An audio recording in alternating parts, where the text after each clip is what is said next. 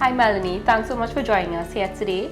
There's a lot of talk about hurricanes because we're in the hurricane season, and most people, they tend to focus on how to prepare physically for hurricanes, but a lot of times you don't take the time to necessarily think about how to prepare financially in the event of hurricanes. So we have you here today just to give us some insight as to how persons could prepare financially for hurricanes. Thank you so much, Renelle, for inviting me here. I could outline for you 5 things that you can financially prepare for. The first thing would be to create an emergency fund, and this fund should be liquid enough so that in the event of an emergency, you need to vacate your premises and stuff like that, you could have access to these funds and these monies. In terms of purchasing things like medication and food supplies, gas, batteries and stuff like that. In terms of, because of the fact that it's a hurricane and it's an emergency, you have to be able to dip into that fund, and it has to be liquid in terms of getting the money when you definitely need it the most. Yeah, so I think that's a really good point in terms of the fund being liquid, because you don't want to put your money or have a rainy day fund where it's locked in for a certain period of time, and when it is that you need to access those funds, it is a challenge. So that's a very good tip in terms of ensuring that whatever investment you choose as a rainy day fund is definitely liquid, and not only liquid but also gives a significant rate of return for having your money there. Yes, and I'm glad you said rainy day fund, because again, it's a hurricane and persons need to consider how important it is for preparing for such emergencies. The second thing I think persons should consider is keeping their documents safe. You want to be able to, at any point of emergency that you need to evacuate immediately, where your documents are, and you're keeping it in a place where it is at least waterproof. And these documents should be, your house certificate, your insurance policies, your bank cards, your bank statements, utility bills, so that in the event that you need to evacuate immediately, where these documents are. They're in a safe place, they're in a dry place, and you just pick them up in the event of an emergency evacuation.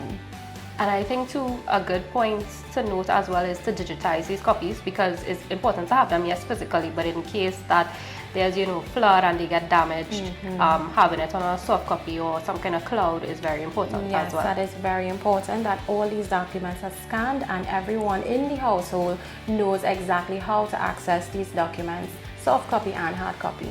So you're definitely not putting it under the mattress. Yes, no mattress.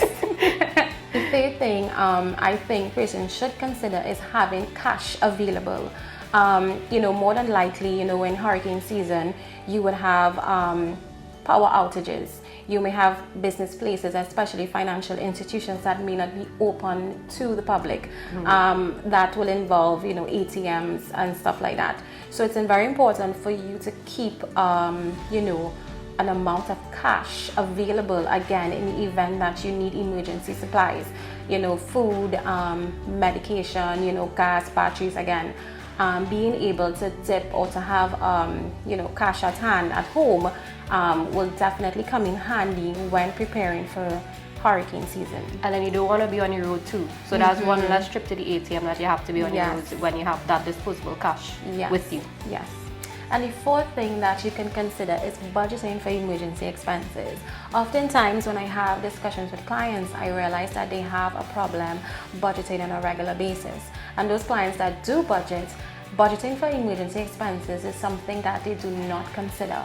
And what I would advise persons to do is to check their local disaster preparedness agency to see what items that you would need to budget for, basically. And again, certain items like, sandbags, extra food supplies, medical supplies, flashlights, batteries, gas. Some of these things are, very important in terms of being able to, combat that hurricane emergency. But how much do you think persons should allocate out of their income towards this extra expense or emergencies that may occur?